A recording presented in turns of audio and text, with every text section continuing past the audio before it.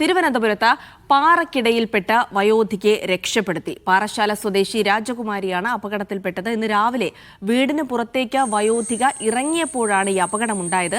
അപകടത്തിൽ മണ്ണും പാറയും വീടിന് മുകളിലേക്ക് പതിക്കുകയായിരുന്നു. ഫയർഫോഴ്സും പോലീസും ചേർന്ന് വയോധികയെ സുരക്ഷിതമായി മാറ്റി.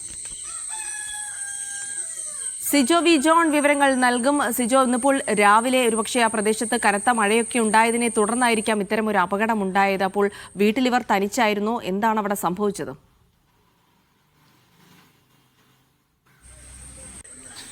ഇന്ന് പുലർച്ചെ 5:30-ഓടെയാണ് അപകടമുണ്ടാകുന്നത്. ഇവർ രാവിലെ എഴുന്നേറ്റു. അതിനുശേഷം തൊഴുത്തുണ്ട്, അതിന് പശുക്കളുടെയൊക്കെ അടുത്ത് പോയി അവിടുത്തെ തൊഴുത്തിലെ കാര്യങ്ങളൊക്കെ ചെയ്തതിനു ശേഷമാണ് അതിന് വീടിനോട് ചേർന്ന് തന്നെയുള്ള പുറത്തുള്ള ഒരു ടോയ്ലറ്റിലേക്ക് പോകുന്നതിന് വേണ്ടിയിട്ട് നടക്കുന്നത്. അങ്ങോട്ട് നീങ്ങുന്നതിനിടെയാണ് മുകളിൽ നിന്ന് മണ്ണും അതോടൊപ്പം തന്നെ പാറയും താഴത്തോട്ട് വീഴുന്നത്. ഇത് കണ്ട ഇവർ ഓടി മാറാൻ ശ്രമിച്ചു. പക്ഷേ അപ്പോഴേക്കും ഇവരുടെ ദേഹത്തേക്ക് ഈ മണ്ണും അതോടൊപ്പം തന്നെ പാറയും വീഴുമായിരുന്നു. വലിയൊരു പാറ കഷ്ണമാണ്. അതിനെ നമുക്ക് ആ ചിത്രങ്ങളിൽ കാണാം. അതിനെ ഇടയ്ക്ക് ഇവർ പെട്ടുപോകുന്ന സാഹചര്യം ഉണ്ടായി.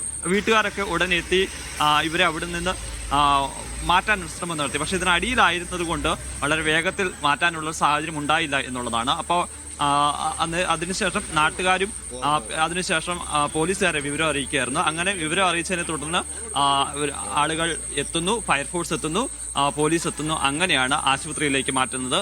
ഇവർക്ക് എന്തായാലും ഗുരുതരമായ പരിക്കുകളില്ല എന്നുള്ളതാണ് ലഭിക്കുന്ന വിവരം.